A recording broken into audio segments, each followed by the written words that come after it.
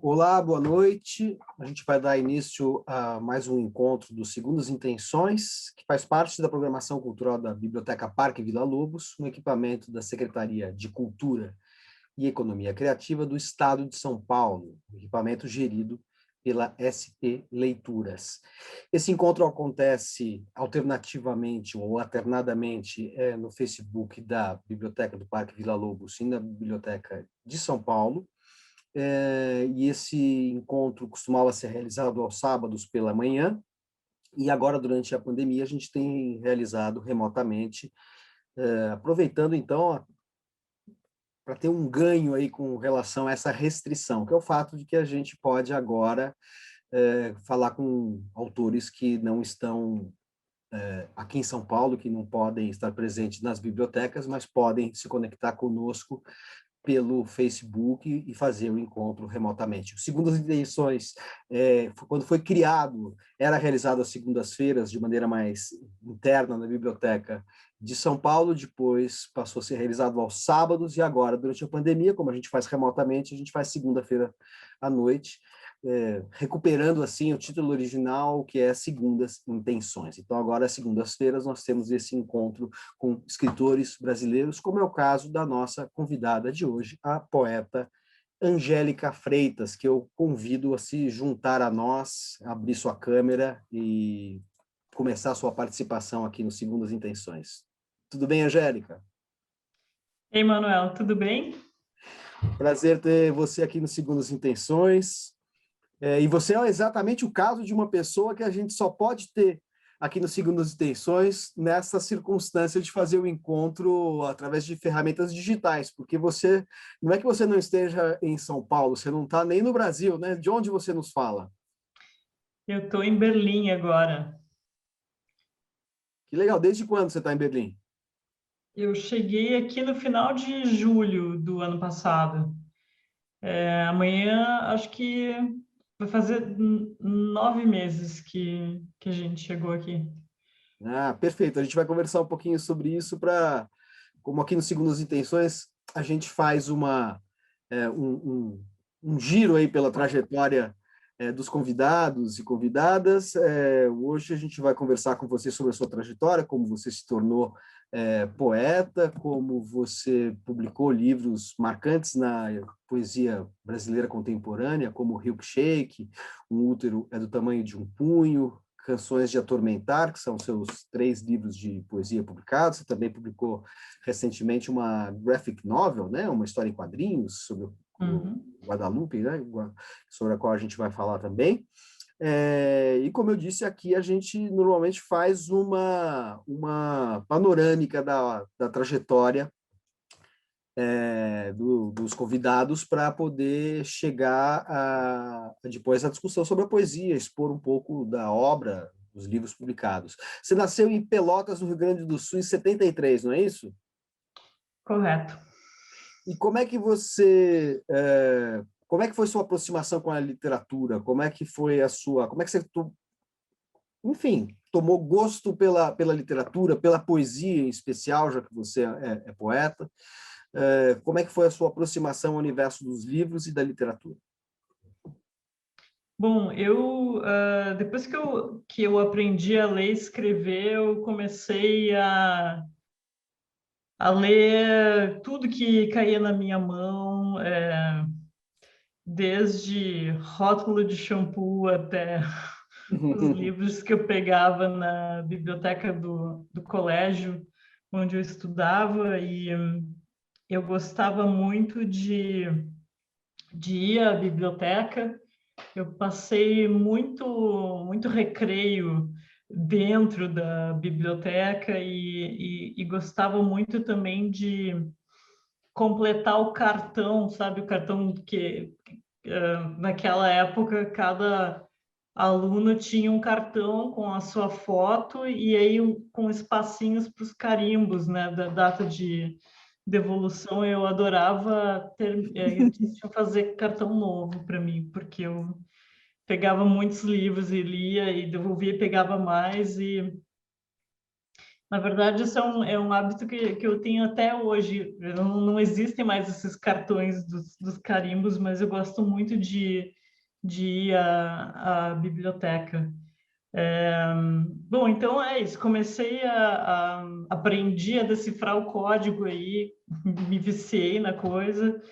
E lá em casa não tinha muitos livros, mas os meus pais se deram conta que eu gostava de ler, então eles sempre me compravam livros e nisso, quando eu tinha acho uns 9 anos, uma tia minha me deu uns livros que eram da filha dela e entre eles tinha uma enciclopédia que se chamava O Mundo da Criança, que acho que era muito famosa aí nos anos 60, início dos 70. A filha dela tinha crescido, ela não tinha o que fazer com esses livros, mandou lá para casa, porque sabia que eu gostava de ler. E aí, o primeiro tomo dessa enciclopédia era só de poesia. E foi assim que eu acabei descobrindo que existia poesia e eu gostei tanto dos poemas que a minha reação foi começar a escrever uns poemas também.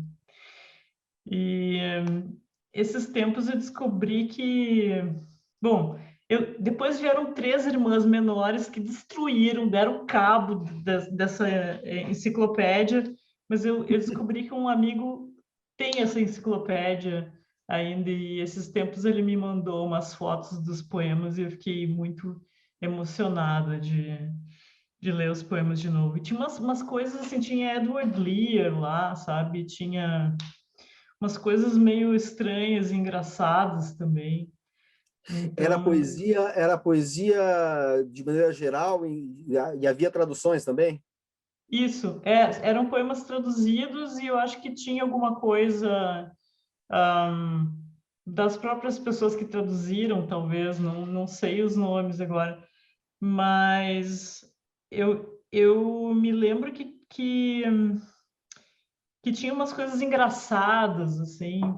É, me lembro que tinha um poema que era Se o mundo fosse um grande doce, e aí começava uma viagem, assim, as plantas, pão de ló e não sei o quê, e eu gosto de pensar que a poesia entrou, assim, na minha vida já com um componente aí um componente lúdico, que eu acho que me acompanha até agora.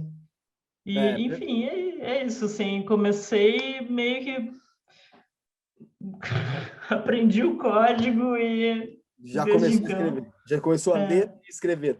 Agora, em geral, quando eu tenho aqui a presença de poetas no Segundas Intenções, a gente conversa muito sobre a relação que esses poetas mantêm com a poesia brasileira, que é uma poesia de uma consistência notável, né? Assim, acho que não se trata de, não é patriotada dizer que nós temos no Brasil uma poesia de um nível muito elevado, assim, uma tradição lírica, construtivista, experimental, as vanguardas são muito importantes e, enfim, é um processo parece que ininterrupto, né? Ao contrário da prosa, em que a gente observa certas fases em que não aparece um grande romance, um grande livro de contos, ou enfim, com qualidade sempre aparece, mas eu digo aqueles que ficam marcados meio que se tornam incontornáveis na história da literatura brasileira, a poesia parece que tem uma força no Brasil muito singular, assim, não sei se tem a ver até com a própria língua portuguesa, porque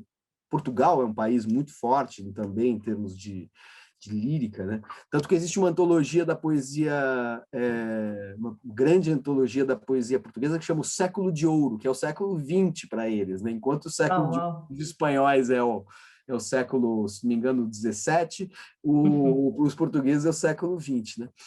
E na poesia brasileira, então, dada essa força e talvez essa sombra que exista da poesia sobre os poetas contemporâneos, quem são os poetas que você lê, que você descobriu?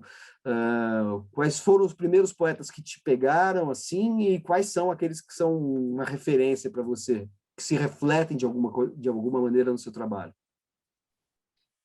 Bom, eu sou gaúcha, né? Então, inevitavelmente, eu li Mário Quintana quando eu era pequena e adolescente. E eu li também tudo que eu consegui achar na biblioteca da escola. Então, eu li a Cecília, eu li o Bandeira, li o Drummond. É, que mais? Li alguma coisa assim, esparsa de poesia gauchesca.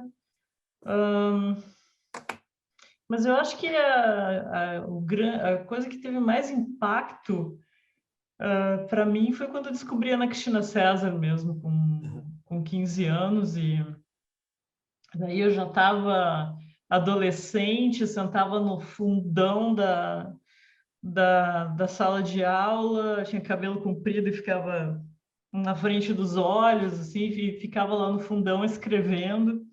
E aí um dia um colega de aula chegou com um livrinho vermelho e disse assim, toma aqui, acho que você vai gostar de ler isso. E, e era Ana Cristina César e, cara, eu nunca tinha lido nada parecido com ela. Bom, tá, tipo, alguma coisa do Bandeira, talvez, assim, mas o jeito como ela compunha os poemas era... Tinha uma coisa diferente ali. E, e eu fiquei muito pirada depois que eu li Ana Cristina César. Aí então, já começando a falar um pouco da sua poesia, acho que você faz parte de uma geração de poetas que frequentemente os leitores, os críticos literários, conectam um pouco a essa geração da Ana Cristina César, a geração chamada geração marginal, né? Que chama geração marginal porque ficava meio à margem do sistema literário e editorial, imprimia os Uhum. livros em mimeógrafos naquela época, né? Hoje seria, obviamente, em suporte digital, mas que, sobretudo, do ponto de vista da linguagem, reconectava, depois de anos e anos de uma poesia mais cerebral ou experimental, como da poesia concreta e tal, reconectava a poesia com a matéria viva da rua, dos botecos, da praia, né? A geração marginal é eminentemente uma geração carioca, né? Que teve muita influência em vários outros lugares, como é seu caso. É, é, Você se reconhece um pouco nos outros poetas marginais também, ou mesmo aqueles que de alguma maneira estão na mesma esfera, assim, em recorte cronológico, como Francisco Alvim, mas também aí da poesia marginal, Caso, poetas assim que estavam gravitando em torno desse grupo? Hum, não sei se eu me reconheço neles, assim. Eu fui ler os poetas marginais depois que eu descobri quem era Ana Cristina César. É sempre bom lembrar que naquela época não existia Google. E, cara, eu morava no interior do Rio Grande do Sul, escola pública, então até eu conseguir botar as mãos em, sei lá, mesmo para conseguir ler, vamos voltar um pouco no tempo, ler os modernistas, foi só quando eu fui fazer faculdade em Porto Alegre, na metade dos anos 90, que aí eu comecei a frequentar os sebos de Porto Alegre e descobrir coisas. Mas eu não sei se eu me reconheço neles, acho que a gente tem afinidades, talvez um apreço por um tipo de poesia colado à fala, né, e que tenha que ver com coisas que acontecem na rua, né? Mas não sei se eu respondi a tua pergunta, mas Não, acho que sim, acho que sim. Eu também. A propósito, você fez faculdade do quê? de jornalismo. Você é jornalista, você trabalhou em São Paulo, né? Trabalhei no Estadão 4 anos. E atualmente você trabalha com jornalismo também ou conseguiu se Não, livrar desta... eu consegui largar o jornalismo. Foi meio difícil, mas eu consegui largar o jornalismo. E eu, na verdade, eu nunca achei que eu ia trabalhar como jornalista, porque eu fiz jornalismo meio que muito consciente de que eu não tinha personalidade para ser repórter, porque, por exemplo, até hoje eu odeio falar no telefone, e aí tem que falar com as pessoas e enfim, mas essa é uma coisa que a gente aprende também. Uma das grandes surpresas da minha vida foi que quando eu terminei o curso de jornalismo, eu decidi, meio que motivada por um amigo que ia fazer o teste para o trainee do Estadão, eu decidi fazer também, né, porque não tinha nada a perder, ou seja, eu ia voltar para Pelotas e pensava assim, sei lá, vou comprar uma Kombi e fazer artesanato na praia do cassino, porque o que eu posso fazer? Mas eu acabei passando para o trainee do Estadão e no último dia do curso eu já estava empregada lá, então, grande surpresa, virei repórter. De que área? De que editoria? Então, eu queria ir para o Caderno 2, né? Eu queria Uhum. escrever sobre cultura, mas meu primeiro posto foi na seção de cartas dos leitores. Uhum. E eu tinha que, naquela época ainda, desculpa, 95 não, 95 eu entrei na faculdade, 2000 eu já estava em São Paulo, as pessoas ainda mandavam muita carta para o jornal, já chegavam alguns e-mails, mas tinha muita carta ainda, e eu tinha que abrir as cartas e separar as cartas dos leitores por assuntos, e depois aquelas mais interessantes eu tinha que passar limpo e corrigir erros de português e tal, assim. Foi bem interessante, tipo lidar assim com caixa de comentário hoje, assim. E aí depois disso eu fui para o caderno de bairro do Estadão, que não existe mais já há muito tempo. E aí eu cobri a Zona Leste de São Paulo. Então, basicamente, eu fui assim, de Pelotas para Moca. E foi interessante. Na real, assim, foi muito mais legal do que se eu tivesse ido para o Caderno 2, eu acho. Mas eu cheguei a perguntar, eu perguntei para o Moacir Amâncio, que trabalhava lá, Que é poeta, né? que é poeta e trabalhava lá no Caderno 2. Eu falei assim, Moacir, você acha que tem assim uma possibilidade de eu vir a trabalhar no Caderno 2? Ele assim, olha, muito difícil, a equipe já era pequena na época. Acho que basicamente tinha que alguém morrer para entrar uma pessoa nova lá e assim, vai, sei lá, vai para cidades, que era um caderno na época que cobria a cidade de São Paulo, agora não sei como é que se chama, mas acabei indo cobrir a Zona Leste, depois eu fui, tive uma breve e catastrófica passagem pela editoria de política. Eu era redatora de política e não gostava nadinha, e fui salva pela editora lá do Caderno de Cidades, a Márcia Glogowski, na época, que me chamou para ser repórter lá, e aí eu fiquei como repórter até... Por que catastrófica? Porque não, Caderno de Política do Estadão, não, enfim, não. E eu não tinha que fazer muita coisa, na verdade, eu tinha que dar título para as matérias e fazer legendas, assim, mas, obviamente, coisas que uma redatora faz, né? Deixar as matérias do tamanho, porque às vezes chega uma matéria muito grande, você tem que resumir. E aí eu estava meio encostada na parte de notas, assim, que é quando te manda uma matéria que já não tem muita importância e você tem que transformar numa notinha. Uhum. Aí eu aprendi a cortar.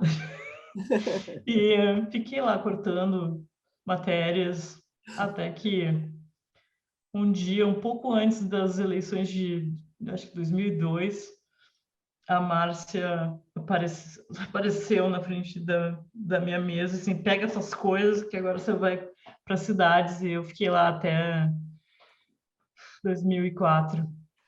Bom, e você publicou seu primeiro livro de poesia, que é o Hilkshake, pela Kozak Naif, que é uma editora super prestigiada, né? Você tinha publicado já antes em alguma antologia, em alguma revista? Como é que foi? Como é que você começou a difundir o seu trabalho poético? Então, eu já publiquei meio velha, assim, né? O meu primeiro livro foi quando eu tinha 34, mas eu fui publicada pela primeira vez numa antologia que saiu na Argentina, chamada Quatro Poetas Recentes do Brasil, organizada e traduzida pelo poeta Christian de Napoli. E ele foi numa leitura que eu fiz, a minha primeira leitura que eu fiz na minha vida foi em 2006, lá na Casa das Rosas, ele estava lá. E aí ele me convidou para, quer dizer, me pediu poemas para essa antologia. E mais ou menos um ano depois saiu o Hilkshake pela Kozak Naif, a convite do Carlito Azevedo. Que é aquela coleção As de Colete, né? Que era junto com as Isso. Sete Letras. Uhum. Que É é uma essa daqui. É. Que o Aqui é design é do Age de Carvalho, né? Poeta que mora em Viena, né? Poeta e designer que mora em Viena, um excelente poeta, aliás. Essa coleção, ela brinca um pouco com o formato do Moleskine, né? Uhum. Aquele caderno de bolso que é Sim. célebre, assim, que os escritores, artistas usam muito para fazer anotações. O Hilkshake traz já no título vamos dizer assim, parece um cartão de visitas poético seu, né? Porque tem uma brincadeira com o milkshake e já faz uma menção ao Rainer Maria Rilke. Então, Hilkshake é uma brincadeira, um jogo de palavras, assim. Explica para nós a tônica dominante aí nesse livro, que tem referências a vários poetas, escritores, não apenas brasileiros, a exemplo do próprio Rilke, que era um poeta nascido em Praga, de língua alemã. Então, o Hilkshake, na verdade, era uma piada interna que que eu tinha com alguns amigos, que eu dizer que o meu primeiro livro ia se chamar, na época era Bye Byes e Hilkshakes, que eu estava tentando desenvolver uma forma, enfim, uma forma que era parecida com haikai, assim, de 3 versos, que eram os Bye Byes, inclusive tem alguns Bye Byes aqui no Hilkshake. E, enfim, ele pegou esse nome, Hilkshake, colou mesmo no livro e eu não tinha como dar outro título para ele. Mas até que, enfim, fez sentido, porque acabou tendo vários poemas aí que são... como é que eu posso explicar? Vários autores e autoras aparecem nesse livro como personagens. Dá alguns exemplos para a gente. Então, eu estava lendo a Gertrude Stein na época, e aí tem uma série que é basicamente sobre a Gertrude Stein, a Alice B. Toklas, que era a mulher dela, o Ezra Pound, aquele pessoal que morava lá em Paris nos anos 20. E o Rio, que aparece também. Enfim, eu começo... Elizabeth Bishop, né? Isso, a Bishop. Eu tenho um poema sobre a Bishop e a Lota também, que, na verdade, eram os poetas que eu estava lendo nessa época aí, 2005, 2004, 2005, e como estavam muito presentes, acabei escrevendo poemas em que eles e elas aparecem. E é isso, assim, é um livro de estreia, e como muitos livros de estreia acaba sendo um apanhado de poemas que eu achava que eu podia mostrar, né? E acho que a grande maioria deles é de 2005. Tem alguns, acho que o poema mais antigo aí é de 97, quando eu ainda morava em Porto Alegre. E basicamente eu acho que é um livro de alguém que estava achando sua voz e queria mostrar, eu consigo fazer isso com a Uhum. minha voz. E, então esse livro... Você quer dar um exemplo Isso. de algum poema? Acho que talvez seja interessante você ler um poema para nós, que você pode escolher aquele que você acha que é mais representativo dessa voz poética que você estava buscando. Acho que seria legal se você pudesse ler algum desses poemas que você mencionou, ou outro que você acha que seja importante. Então eu vou ler esse da Gertrude Stein, já que eu mencionei. E o título é Na Banheira com Gertrude Stein, que dá uma piscada para o Na Cama com Madonna, que era um livro muito famoso quando eu era jovenzinha. Então, Na Banheira com Gertrude Stein. Gertrude Stein tem um bundão, chega para lá, Gertrude Stein, quando ela chega para lá faz um barulhão, como se alguém passasse um pano molhado na vidraça enorme de um edifício público. Gertrude Stein, daqui para cá é você, o paninho de lavar atrás da orelha é todo seu, daqui para cá sou eu, o patinho de borracha é meu, e assim ficamos satisfeitas.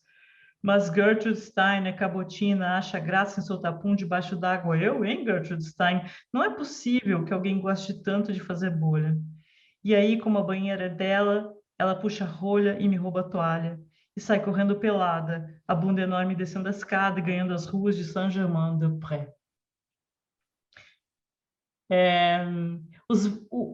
Os versos desse poema são muito longos.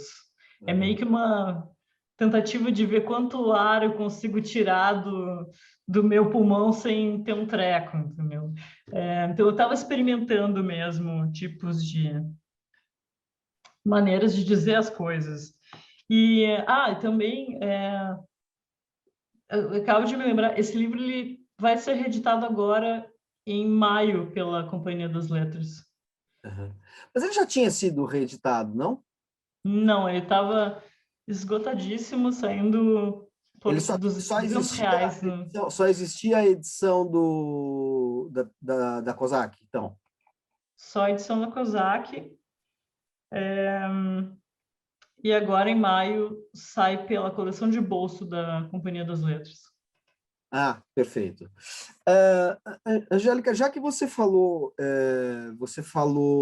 sobre dois poemas que falam de duas poetas que eram casadas com outras artistas, né? A Gertrude Stein com a Alice B. Toklas e a Elizabeth Bishop com meu Deus, me fugiu o nome, Lota de Macedo Soares. Uhum. a arquiteta urbanista, né? Que criou ali O Aterro. erro do Flamengo, né, nos anos 60. Foi anos 60, anos 50, acho que anos 50, né? Eu acho que sim. Acho que o Lacerda era governador do Rio, né? Já que você mencionou essas duas poetas que eram casadas com outras artistas,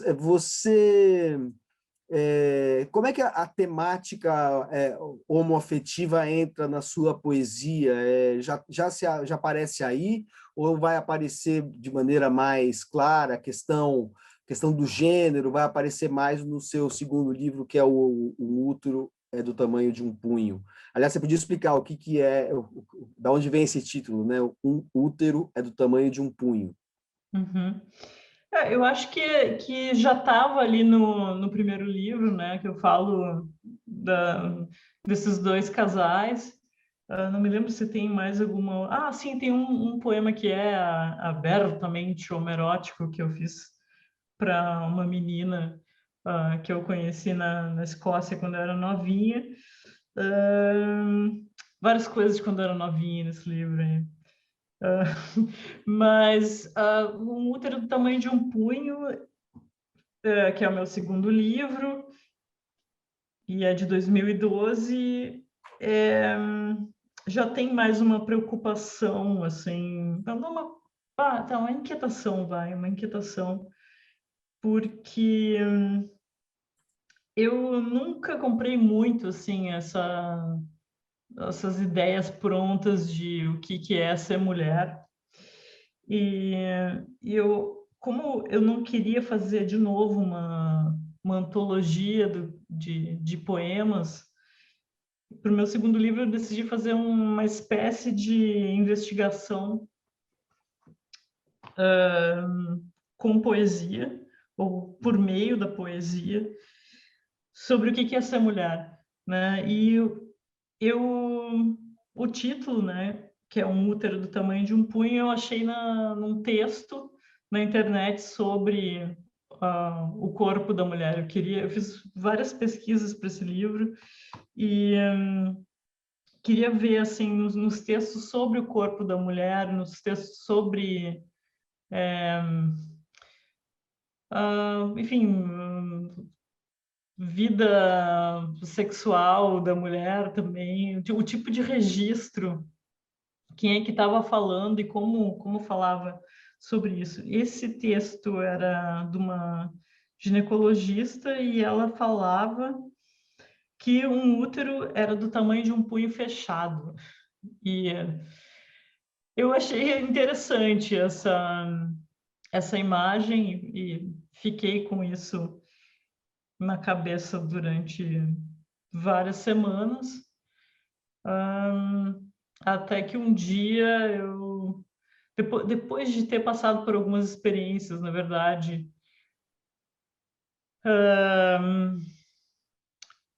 de acompanhar uma pessoa bem próxima a mim que precisou fazer um aborto, eu sentei e escrevi um poema longo com esse título. E eu acho que eu estava muito... Eu comecei a escrever os poemas desse livro aí por 2007, eu acho, na época que eu me mudei para a Argentina. Eu fui morar numa cidade no sul da província de Buenos Aires, chamada Bahia Blanca, e lá quase todas as minhas amigas eram feministas, elas tinham um grupo feminista, e eu achei, assim, interessante, porque eu não tinha nenhuma amiga feminista no Brasil na época. Tinha amigas muito esclarecidas, mas nenhuma se dizia feminista. Pelo contrário, acho que até aquela expressão "não sou feminista mais", sabe? Ou começar uma frase com "não sou feminista mais", tal coisa. Só que eu achava também que tinha uma cultura machista que era muito relevada pelas minhas amigas. E coisa que não acontecia na Argentina. Uhum. E isso também me fez ter vontade de escrever sobre a mulher e tentar investigar. Eu acho que escrever poesia, poesia também é uma maneira de pensar, né? Como, enfim, escrever é uma maneira de pensar, de levar o teu pensamento adiante, de fato, de descobrir o que você pensa a respeito de um assunto. Acho que são muitos os escritores e escritoras que falam isso, né? Que você escreve para descobrir o que você pensa, ou talvez não com essas palavras, mas basicamente isso. Uhum. Você, nesse livro, você faz muitas variações em torno dessas definições e redefinições do que é a mulher, do que é o feminino, como você já contou para a gente aqui. Agora, eu acho que em continuidade, talvez, ao Milkshake, você trata disso ao mesmo tempo com um sentido crítico, mas também com um sentido irônico, um sentido que desmobiliza um pouco os clichês, mesmo quando são clichês positivos, né? Porque existem os clichês negativos em torno da ideia do feminino, da mulher, mas também há os clichês que são se tornaram clichês por força de uma militância que precisa se impor, fazer a sua voz ouvir, mas que muitas vezes se esvazia por força da repetição, né? E você faz isso, eu acho, de uma maneira... acho que uma das coisas mais interessantes desse livro, das poesias desse livro, dos poemas desse livro, é a ideia de pegar algumas ideias que são ideias recorrentes, lugares comuns até da questão sobre o gênero, e mostrar um lado que é, ao mesmo tempo, desconstruído desses clichês, dando sentidos novos, às vezes meio nonsense, mas aí, ao contrário de você desqualificar o lugar comum, você dá um outro sentido ainda mais forte, mais agudo, né? Tem um poema que é A Mulher é uma Construção, por exemplo, que é desse livro, certo? Uhum. Que é um poema que fala, quer dizer, essa ideia de que a sexualidade, o gênero é uma construção social, tal, isso acaba... claro, isso é uma ideia muito forte, deve ser discutida, mas justamente pela repetição, pela saturação dessa ideia, e talvez pelas leituras também ignorantes que se faz dessa afirmação, né, desinformadas, é uma ideia que acaba perdendo a sua força. E você dá uma força nova a essa ideia, fazendo variações sobre a ideia da construção e pegando construção, essa ideia de que o gênero ou a mulher é uma construção no sentido literal, né? A mulher é quase como uma construção no sentido, vamos dizer assim, de pedreiro, arquitetônico do termo, né? Se você pudesse ler esse poema, eu acho muito interessante, queria que você comentasse o poema e essa ideia, justamente, de ao mesmo tempo, desconstruir um lugar comum, não para desqualificá-lo, mas para dar um sentido ainda mais agudo a ele, potencializar o seu significado. Eu queria que você comentasse um pouco esse procedimento poético, que eu acho que talvez seja uma forma também de você refletir, pensar sobre o tema, que é a sua forma. Uhum. Eu acho que uma das coisas que poetas fazem, além de ficar olhando para o nada, ou que as pessoas acham que é nada durante muito tempo, e fixamente é olhar para as palavras durante muito tempo e pensar, cara, tem outra coisa aqui. E até, por exemplo, tem uma série da Ana Martins Marques que eu gosto muito, que se chama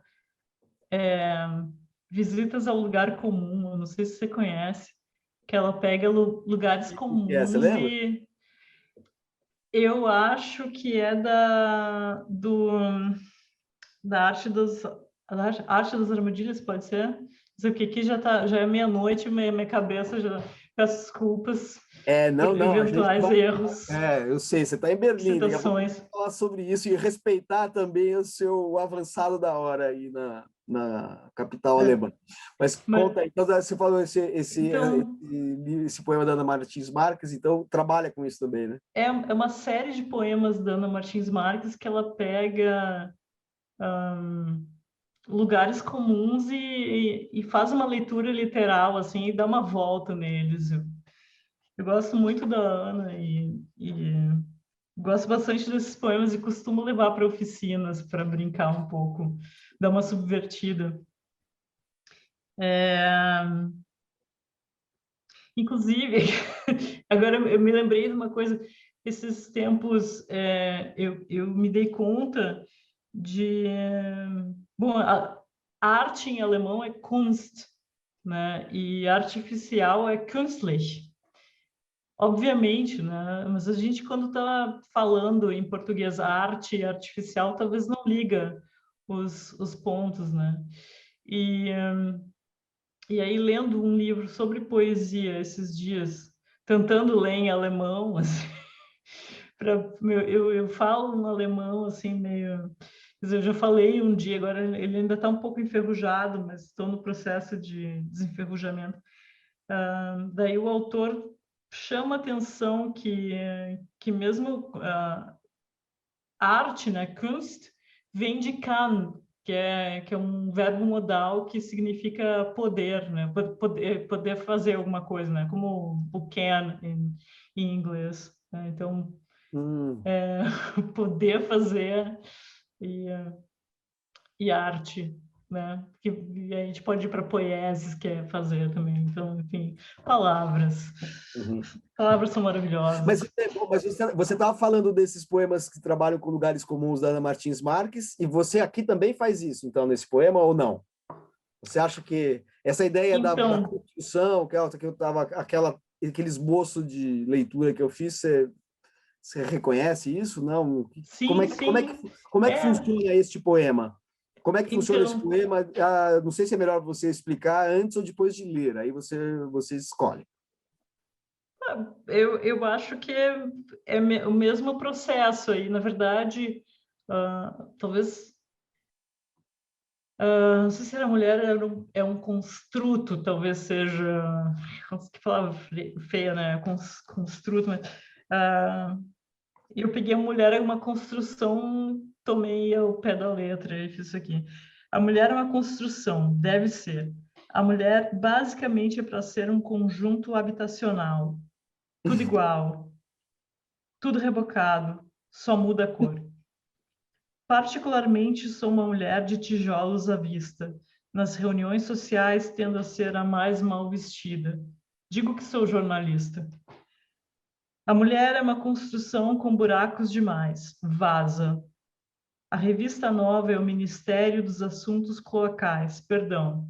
Não se fala em merda na revista nova. Você é mulher e se de repente acorda binária e azul e passa o dia ligando e desligando a luz, você gosta de ser brasileira? De se chamar Virginia Woolf? A mulher é uma construção. Maquiagem é camuflagem. Toda mulher tem um amigo gay. Como é bom ter amigos. Todos os amigos têm um amigo gay que tem uma mulher que lhe chama de Fred Astaire. Nesse ponto, já é tarde.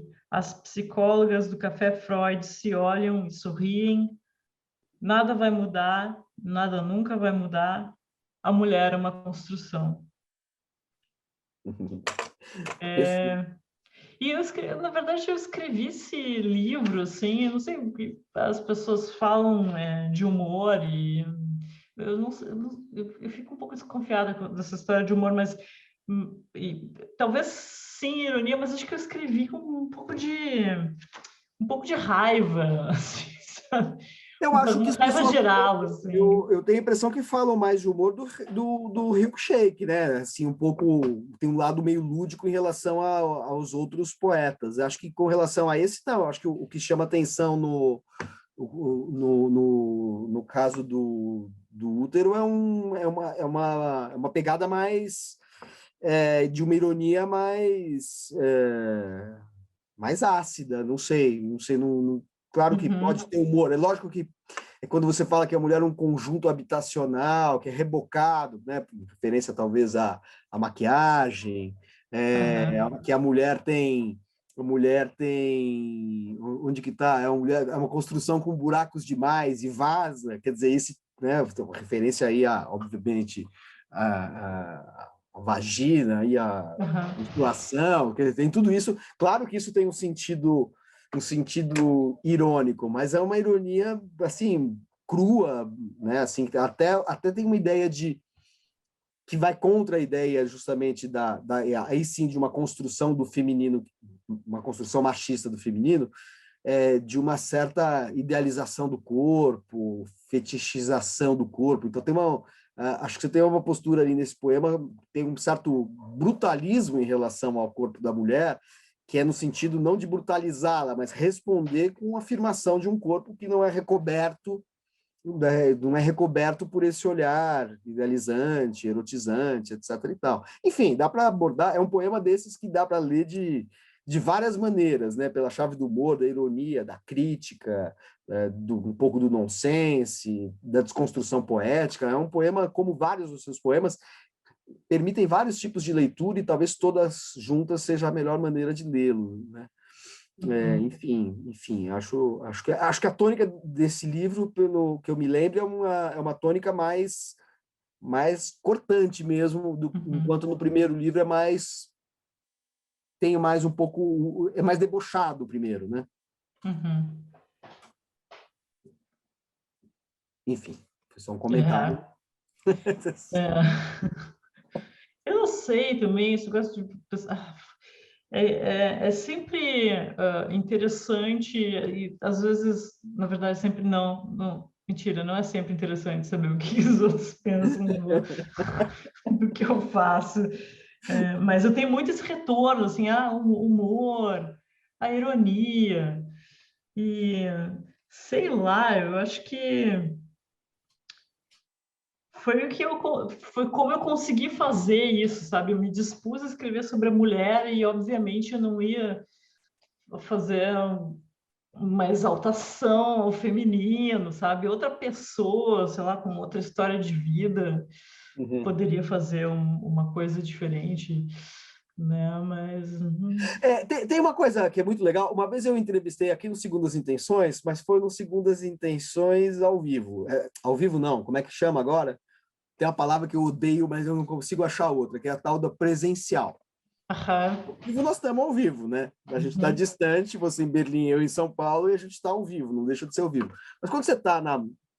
Essa palavra não existia antes presencial, passou a existir depois que todo mundo só faz encontro pela internet, né? Mas eu acho uma palavra terrível, como vários jargões que lembram um pouco o mundo corporativo que existem por aí, mas eu não consegui ainda achar uma melhor do que presencial. Bom, mas enfim, uma vez eu estava fazendo com o Fabrício Corsaletti um encontro de Segundas Intenções na biblioteca do Parque Vila Lobos, justamente, e ele me falou, ele é sobretudo um cronista, mas também um ótimo poeta, né?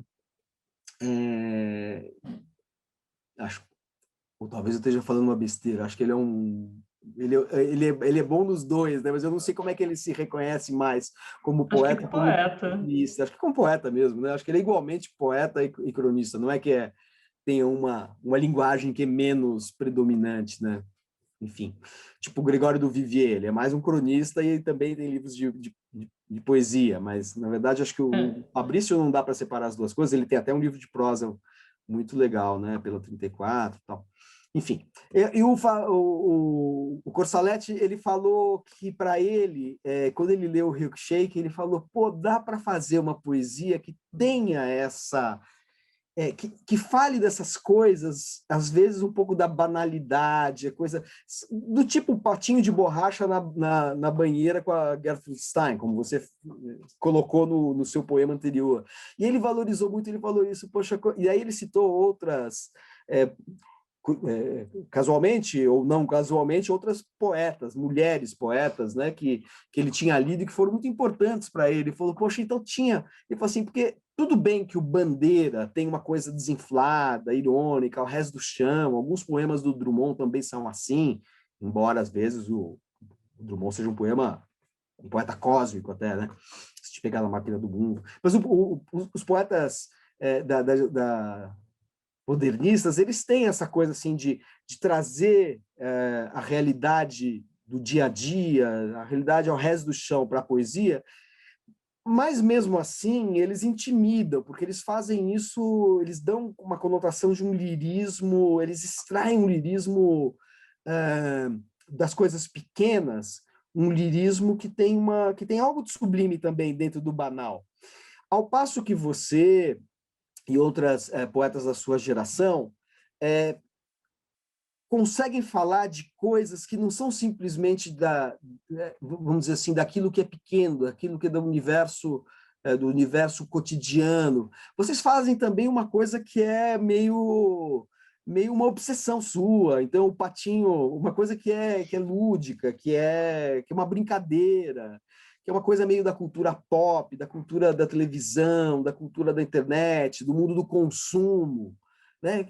Enfim, Porque a realidade do dia a dia do Drummond e do Bandeira não é a nossa realidade do dia a dia. A nossa realidade do dia a dia tem, enfim, você liga a televisão, liga a TV a cabo, você vê coisas, você tem WhatsApp, tem Facebook, tem uma série de linguagens, assim, tem os memes da internet, né? Isso é realidade também para nós. A realidade não é só uma estrada de Minas pedregosa, né? A realidade pequena é essa realidade talvez mais próxima, a realidade urbana atravessada por cultura, comunicação virtual, de massa, né? E o Fabrício falou isso muito, falou maravilhosamente bem sobre isso, assim, de como isso foi importante para ele, como poeta, se constituir como uma voz poética e tal. E eu queria saber, você identifica isso em poetas da sua geração? Você tem diálogo com outros poetas que também têm esse tratamento da realidade?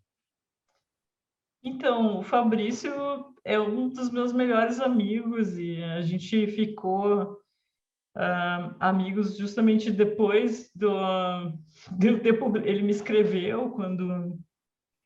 Na verdade, ele não foi por causa do Milkshake, não. Agora eu me lembrei. Ele me mandou um livro lá para Pelotas, acho que foi o Golpe de Ar até, ou Estudos para o Seu Corpo, um dos dois, assim, e Golpe de eu Ar é não... justamente o livro de prosa que eu mencionei, né? Eu falei, ele também tem prosa, Isso, né? Livro de ficção. é. Né? E aí, a partir disso, a gente começou a trocar uns e-mails e ficamos muito próximos. Mas eu acho que sim, de uma forma geral. Eu não consigo pensar em poetas que eu leio que não trazem coisas vamos dizer, da sua realidade para os poemas. E no caso do Patinho de Borracha, acho que mais de uma pessoa falou: Patinho de Borracha, Patinho de Borracha. Cara, eu não sabia que não podia escrever Patinho de Borracha no poema, sabe? Acho que eu estava vivendo numa bolha. Já até que foi bom, sabe? Assim, eu passei muito tempo, assim, nem conhecia poeta, assim, eu acho que isso foi uma grande coisa na minha vida, na real. Eu acho que aí, quando eu entrei no Estadão, eu conheci o Moacir Amâncio. O Moacir foi ótimo comigo, ele me mostrou muita coisa de poesia. Ele volta e meia chegava na minha mesa com xerox de poemas do Wallace Stevens, William Carlos Williams, muita coisa. Até umas New Yorkers lá que ele andava lendo, ele fotocopiava os poemas para mim, mas eu não tinha assim muito contato. Então eu não tinha muito contato com poeta brasileiro que estava escrevendo aí pelos anos 2000, quando eu cheguei em São Paulo. Foi um tempo depois, aí com os blogs, é que eu comecei a ter contato. Mas para mim foi um choque, assim, que algumas pessoas tenham questionado, por exemplo, o Patinho de Borracha, assim, por que não pode entrar? Mas por que não pode, sabe? Se eu não posso falar de Patinho de Borracha, né? Sei lá, eu posso falar sobre outras coisas, mas não faz sentido para mim não poder botar um patinho de borracha. Eu nunca tive um patinho de borracha, para ter uma ideia. Foi só uma coisa que me ocorreu, assim, uma coisa meio ridícula, assim, a Gertrude Stein na banheira com um patinho de borracha, que talvez nem sei quando que foi inventado o patinho de borracha, não sei se... Enfim, mas é ficção, né, gente? Claro, Ficção. claro. Então eu cheguei sem... já com um livro cujo título é um trocadilho, fãs de Ryuk ofendidos. Milkshake não tem nada a ver com Ryuk, assim, pelo amor de Deus, assim, acho que coisa Sim, claro. mais longe do Ryuk. Acho que o Ryuk nunca deve ter tomado um milkshake na vida dele. Mas, enfim, Provavelmente, aí. provavelmente não existia milkshake, não existia milkshake na época do Ryuk, né? Pois Imagino é, eu. Ou talvez não alguma cidade da Califórnia, mas não. exatamente, né? Não exatamente em Praga ou em, sei lá, em Paris ou na Alemanha. Né? Angélica, e esse seu último livro, que foi o Canções de Canções de Atormentar foi Atormentar. publicado no ano passado, né? Isso, saiu em agosto do ano passado. E são séries de poemas em que eu estava trabalhando depois do útero. Uhum. E, na verdade, eu tinha a ideia de fazer vários livrinhos, só que eu nunca me agilizei para fazer os vários livrinhos, e aí eu acabei reunindo tudo aqui. É tipo, pague um e leve 3 ou 4 ou 5. E, e aí é isso. Esse aqui, ele é mais assim, digamos, mais uma coletânea, um apanhado de coisas que eu queria Mais heterogêneo. mostrar. Uhum. Sim, ele é mais heterogêneo. Ele começa com uns poemas sobre a Praia do Laranjal, que foi onde eu cresci, lá em Pelotas, mas vão aparecendo aí alguns temas sobre os quais eu já escrevi nos livros anteriores.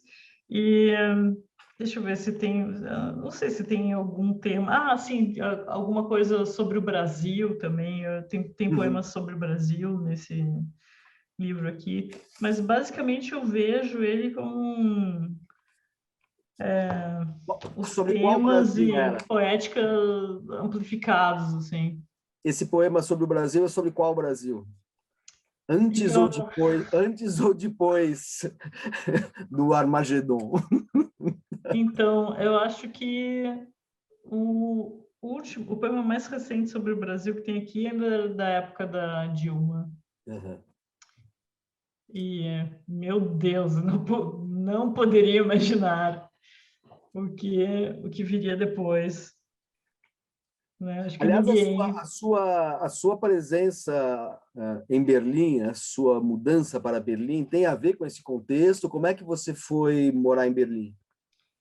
Eu vim para Berlim porque eu ganhei uma residência literária. Eu ganhei uma bolsa, né, se chama de residência porque eles te dão um lugar para morar e em um salário, e você fica, no meu caso, 12 meses desenvolvendo algum projeto, né? E a ideia também é que você possa aproveitar a cidade, né? Que você possa, enfim, conhecer outros artistas e a teatro.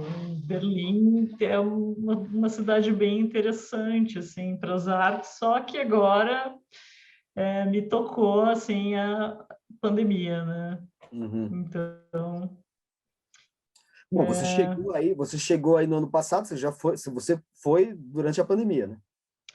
sim, eu cheguei aqui foi no fim de julho, né? Mas, para você ter uma ideia, os restaurantes ainda estavam abertos. Ah, é? Sim, consegui ir na Filarmônica, consegui ir a museu, a galerias. Aí, em novembro, tudo fechou, né? Começou um lockdown que continua até hoje, na verdade. E agora a gente tem toque de recolher às 10 da noite. Então, das 10 da noite às 5 da manhã, ninguém pode estar na rua. E, enfim, bem... E a Angela Merkel não está ameaçando mobilizar o exército contra o toque de recolher, né? Porque aqui, você sabe, Não, não, não. não sei se você está acompanhando, se você tem esses hábitos masoquistas de acompanhar as notícias do Brasil, mas nesse fim de semana o, o nosso grande líder falou que ele pode convocar o exército para acabar com essa palhaçada do toque de recolher, assim, que alguns, como se tivesse toque de recolher no Brasil inteiro, tivesse todo mundo em lockdown, né? Na verdade, ele, assim, aí, obviamente, o toque de recolher, imagino que seja visto como uma atitude sensata e necessária, né? Já que se trata de um país que não está tão dividido quanto o nosso, né? Bom, tem uma galera que está reclamando, sim, e que faz manifestações para dizer que corona é tudo uma mentira. E a Merkel, assim, teve muitas críticas pela maneira como ela está tentando administrar a questão. Inclusive, mas eu achei interessante, né, já comparando com o Brasil, que um pouco antes da Semana Santa, a Merkel tinha proposto um lockdown bem restrito mesmo, assim, de fechar supermercado, fechar lojas e só abrir no sábado. Uhum. E aí ela foi super criticada e convenceram ela que não era a melhor coisa, porque, por exemplo, se a gente só pudesse ir ao supermercado no sábado, os supermercados iam lotar e aí iam ser lugares onde as pessoas tinham mais chances de pegar a Covid. E então ela voltou atrás e pediu desculpas. Isso foi assim, uou, sabe? Ela, assim, o erro foi meu, eu peço desculpas. Porque assim, nossa... Que diferença, né? Que diferença, cara, assim. Mas, enfim, a coisa tá pegando aqui, as vacinas estão indo muito devagar e também estão sendo criticadas por causa disso. Uhum. Teve, bom, enfim, aí as críticas à União Europeia, assim, a burocratização que representa a União Europeia tem sido meio grandes, principalmente em contraste com a Inglaterra, né, com o Reino Unido, que fez o Brexit, todo mundo criticando muito, enfim, o processo de saída do Reino Unido, mas agora, assim, a autonomia do Reino Unido, de alguma maneira, deu mais agilidade ao processo de vacinação, tanto que eles estão bem à frente da Europa continental, vamos dizer assim, isso é fato mesmo, né, assim, o desempenho da Europa está deixando muito a desejar, principalmente levando em consideração o poder econômico que existe aí. Agora, a gente está chegando mais ou menos ao fim do nosso encontro aqui e chegaram duas mensagens aqui que eu queria, uma pergunta para você, que eu acho que não é um assunto que a gente mencionou, não sei se você teria alguma coisa a dizer, mas eu vou fazer a pergunta do Ronaldo Santos Lages, que aliás sempre participa dos nossos encontros, então agradeço a pergunta e a participação dele. Ele pergunta o que você acha de oficinas de escrita, se você já fez, então eu aproveito para perguntar, se já fez oficina de escrita e enfim, o que você acha disso, se você teve experiência com esse tipo de atividade? Sim, tem uma oficina que eu fiz de escrita que mudou a minha vida, que foi a do Carlito Azevedo, Uhum. que é uma oficina de poesia. Durante a faculdade, eu fiz oficinas de prosa, fiz uma oficina de crônica com Moacir Scliar, também, na época que eu morava em Porto Alegre, e, enfim, foram muito importantes para mim. Uhum. Quando eu fazia jornalismo, eu via muito essa frase de que escrever não se ensina. E eu não concordo com isso, não concordo. Eu acho que se pode ensinar assim. Vários jornalistas me ensinaram muito. E também como eu acredito que escrever é uma prática, né, como tocar um instrumento musical também é uma prática, eu acho que no momento que você faz uma oficina, você assume ali um compromisso de escrever uns textos, pelo menos durante um período de tempo, e você tem essa oportunidade enfim, de criar e ver as coisas acontecendo, ver a sua própria evolução. Uhum. E ter também opinião de outras pessoas sobre o que você fez. E outra coisa que eu acho muito legal é que você sempre sai de uma oficina com muitas referências, né? Se a oficina é boa, você vai sair com textos e autores sobre os quais você nunca tinha ouvido falar antes.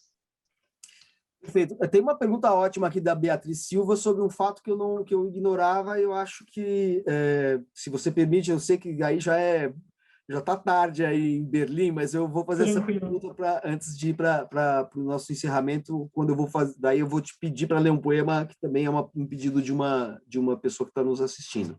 A Beatriz Silva pergunta o seguinte: como foi para você ter um livro que entrou na lista do vestibular da Federal de Santa Catarina? E qual foi o sentimento que você teve em relação à tentativa de censura pelos deputados em relação à escolha do seu livro? Eu não conhecia essa história, me desculpe. Eu deveria ter feito essa, era a primeira pergunta. Ser feita, agradeço muitíssimo a Beatriz Silva pela pergunta que eu repassei aí para a Angélica. Então, conta essa história. Então eu fiquei muito feliz e honrada com a presença de meu livro na lista de leitura, apesar de ser leituras obrigatórias, né? Obrigatórias da UFSC, porque geralmente, não sei, pelo menos quando eu fiz vestibular, era só que não sei se tinha algum autor vivo. Para Eu mim, me lembro eu também. Eu sou de uma época que é, não tinha, não entrava. então isso é uma novidade, né? Botar autor vivo Eu sei ali. que, por exemplo, Nove Noites do Bernardo Carvalho agora está em lista de vestibular, o Cristóvão Testa já teve em lista de vestibular, o Milton Ratum também, mas você talvez seja dos autores mais jovens a entrar numa lista de vestibular, né? Olha só, hein? Eu quase cinquentona aqui. Não, Maravilha. é uma criança. Não, E enfim, aí, mas essa eu coisa fiz dos deputados, 48. que história é essa de deputado querer tirar? Porque que livro que era? Então, um útero do tamanho de um punho então é tão farsesco o negócio, né? Quando eu fiquei sabendo porque me marcaram em alguma coisa de rede social. A minha primeira reação foi começar a rir, mas não sei se assim, um riso de nervoso ou o quê, mas eu comecei a rir e eu disse, eu não vou nem me manifestar, sabe? Você não Porque tomou eu acho que conhecimento. eu podia ter escrito uma resposta, e aí muitos amigos e amigas escritores escreveram sobre nas redes sociais e tal, mas eu achei que seria dar muito palco para esses caras escrever uma resposta. E, não sei, eu de uma forma geral não gosto muito de aparecer, assim, então eu disse, eu não vou responder, mas assim, eu achei ridículo, né? Mas a alegação qual que era? Você lembra se era uma questão moral, por causa da temática? Era uma questão, enfim, da temática homoerótica? Qual era o Assim, X da questão? pelo que eu consegui entender, porque eu também não quis entrar muito nas caixas de comentários, assim,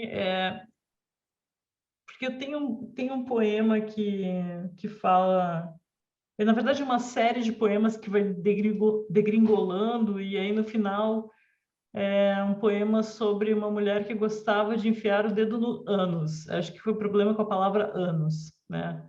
Como que um livro que tem um poema sobre uma mulher que gostava de enfiar o dedo no ânus está na lista de leituras obrigatórias da UFSC? Como que isso pode acontecer? Como que sabe? E eu me pergunto se essas pessoas não tinham coisa mais importante para fazer do que ficar arrumando treta na internet por causa de um poema que, enfim, mas não. Que coisa ridícula. Bom, tudo bem, então mas acabou não tendo, então, não tendo consequência, e o livro foi mantido na lista de vestibular e tudo certo. Eles só queriam causar mesmo, sabe? Não, eles queriam fazer uma moção de repúdio. A sensação que dá nessas ações contra um livro como o seu, ou como teve em relação àquela exposição que acontecia no Bradesco em Porto Alegre, no Centro Cultural do Bradesco em Porto Alegre, outras exposições que acontecem por aí, pelo Brasil e tal, em que há alguma obra que, enfim, associa a sexualidade a algum símbolo religioso, ou simplesmente fala de uma sexualidade não, digamos assim, heteronormativa, como se diz hoje, é que as pessoas fazem esse tipo de tentativa de atentado contra a liberdade criativa, etc., menos por uma questão moral e porque as incomode, mas porque é uma plataforma para atender a um público que nem iria àquela exposição, não leria aquele livro, mas gosta de ver cerceado o direito das pessoas se manifestarem, curtirem aquilo que gostam. Tem um pouco isso, né? Assim, o cinismo completo, hipocrisia, essa hipocrisia, nesse caso, não é só uma hipocrisia moral, é um cinismo oportunista, né? Usa um livro, uma exposição, para fazer uma balbúrdia, criar um barulho em torno de algo que vai fazer sucesso dentro de um grupelho, enfim, que vai render frutos eleitorais, a coisa. É muito mais isso, né? Talvez a minha atitude seja a sua de não tomar conhecimento mesmo. Que ano foi isso, Angélica? Acho que foi 2018. Bom, já estávamos entrando na Idade das Trevas. Deixa eu te falar uma coisa. A Patrícia Cabianca Gaziri, ela pede para você ler este poema sobre o Brasil, que está no Canções de Atormentar, para a gente finalizar. Daí eu aproveito o pedido dela para a gente finalizar. Então, eu vou fazer o seguinte, para você ficar com a palavra de encerramento e eu não precisar voltar aqui, só vou deixar aqui um convite e um agradecimento a quem nos acompanhou. Vou deixar aqui um convite para que assistam aos próximos encontros do Segundas Intenções, no dia 10 de maio, com Tatiana Salem Levi, no Facebook da Biblioteca de São Paulo, e no dia 24 de maio, aqui no Facebook da Biblioteca Parque Vila Lobos, com o escritor Marçal Aquino, que acaba de lançar um novo romance, O Baixo Esplendor. Então, Tatiana Salem Levi, no dia 10 de maio, Biblioteca de São Paulo. Marçal Aquino, dia 24 de maio, na Biblioteca Parque Vila Lobos. Eu agradeço muitíssimo a atenção de todos os que nos seguiram aqui no Segundas Intenções. Agradeço imensamente a Angélica Freitas por ter conversado com a gente na madrugada berlinense, e deixo a ela, então, a palavra final, lendo um poema do seu mais recente livro, e para depois ela se despedir de todos nós. Obrigado, Angélica. Então, deixo a palavra com você. Muito obrigado. Um beijo para você. Obrigada, Manuel. Beijo. Porto Alegre, 2016. Quando você viu na TV aquelas pessoas em fila, na chuva, à noite, numa estrada, na fronteira de um país que não as deseja, e quando você viu as bombas caírem sobre cidades distantes, com aquelas casas e ruas tão sujas e tão diferentes, e quando você viu a polícia na praça do país estrangeiro partir para cima dos manifestantes com bombas de gás lacrimogêneo, não pensou duas vezes, nem trocou o canal e foi pegar comida na geladeira. Não reparou o que vinha, que era só uma questão de tempo. Não interpretou como sinal a notícia, não precisou estocar mantimentos. Agora a colher cai da boca e o barulho de bomba é ali fora, e a polícia vai para cima dos teus afetos, munida de espadas, sobre cavalos. Muito obrigada, gente. Boa noite. Vou dormir. Foi um prazer. Obrigada, Manuel. Obrigado, Beijo, Angélica. Patrícia. Perfeito. Obrigada. Um beijo para você. Boa noite. Bom descanso aí em Berlim. Então, boa noite a todos. Até o próximo Segundas Intenções. Até.